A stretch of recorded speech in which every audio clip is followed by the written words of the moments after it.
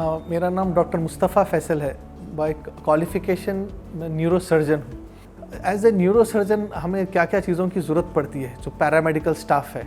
एक तो मैं सबसे बहुत इंपॉर्टेंट चीज़ बोलूँगा, जो one of the paramedical courses है वो NCS है। NCS और नर्व का मतलब नर्व कंडक्शन स्टडीज़, और EEG है, ब्रेन मैपिंग, ब्रेन मैप कर सकते हैं।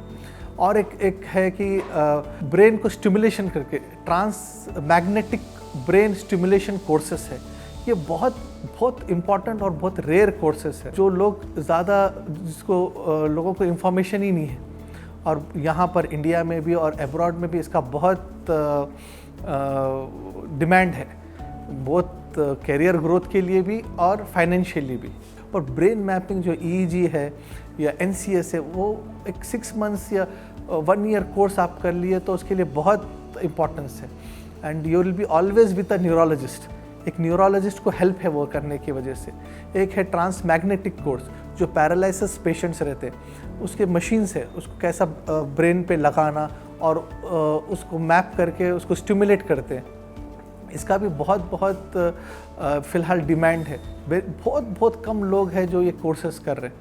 अब जैसे मैं NCS नर्व कंडक्शन स्टडीज़ की बात कर रहा हूँ, तो जो बहुत फीमेल पेशेंट्स हैं उनको दे डिमांड की उनके लिए फीमेल टेक्नीशियन होना है। वो आई थिंक नहीं के बराबर है फीमेल टेक्नीशियंस।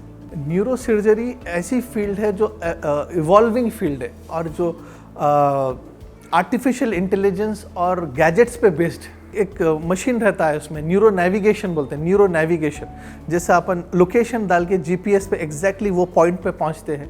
ब्रेन में भी एक, क्योंकि ब्रेन 3D स्ट्रक्चर है, ईजिली वो पॉइंट पे नहीं पहुंच सकते, सेंटर ऑफ द ब्रेन नहीं पहुंच सकते, तो उसके लिए भी मशीन्स रहते हैं। उसको न्यूरो नेविगेशन बोलते हैं, माइक्रोस्कोप बोलते हैं। These are worth crores.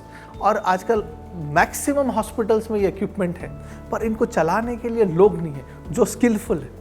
वो पूरे हॉस्पिटल में वो एक ही स्टाफ रहता है, सब उस पर ही डिपेंडेंट रहते हैं। वो आया तो ये मशीन चलता है। Even the doctor, surgeon operate कर सकता है, पर टेक्निकलिटीज, वो CD प्ले करना, उसको मैप करना एग्जैक्टली क्या है, उसके डायमेंशंस मेजर करना, वो टेक्निकलिटीज वहाँ बैठ के वो बोले तो वो आगे बढ़ सकता है। और इतना एडवांस्ड हो गया है, आप अगर अच्छा ट्रेंड है, इवन आप सपोज अमेरिका में बैठ के आप यहाँ बैठ के उसको डिक्टेट कर सकते हैं कि आप ऐसा करिए सर, ये बटन दबाइए, ये करिए, ऐसा मैप करके ऐसा कर सकते हैं। तो ये कोर्सेज बहुत इंपॉर्टेंट है। जैसा गैजेट्स बढ़ते जा रहे हैं, जैसे इक्विपमेंट बढ़ते जा रहा है, जैसा आर्टिफिशियल इंटेलिजेंस बढ़ते जा रहा, प्रिसिशन जो बारीकी का काम है, प्रिसिशन और एक्यूरेट होते जा रहा।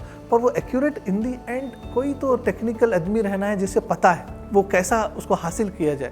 मशीन करता है, पर मशीन चलाने के लिए भी कोई होना है। तो ये बहुत इंपॉर्टेंट और बहुत कम लोग हैं।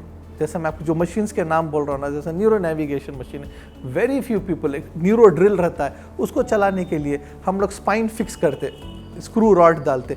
वो इक्विपमेंट को हैंडल करने के लिए बहुत कम लोग हैं जिसको पता है इसको कैसा हैंडल करके वो डॉक्टर के लिए या नर्स के लिए दिया जाए।